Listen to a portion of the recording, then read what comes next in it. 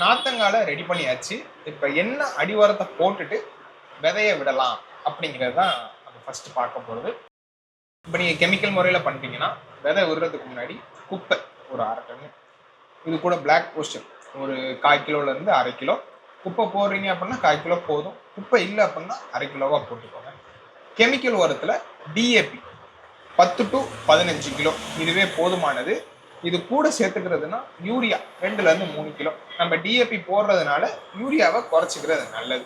ஒரு பயிருக்கு nitrogen, phosphorus, potassium 3மே தேவை.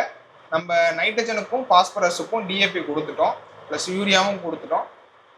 கூட பொட்டாசியத்துக்கு பொட்டாசி ஒரு 2 கிலோவாச்சும் கொடுங்க. நாற்று வளர்ச்சி நல்லா இருக்கும். கொஞ்சம் நாற்று வந்து நல்லா ஆரோக்கியமாக வளரும். ஸோ அதனால பொட்டாசி ஒரு 2 கிலோ சேர்த்துக்கோங்க. அதுக்கு மேலே தேவை கிடையாது. சில பேருக்கு வந்து மண் வந்து ரொம்ப களிமண்ணாக இருக்கும்.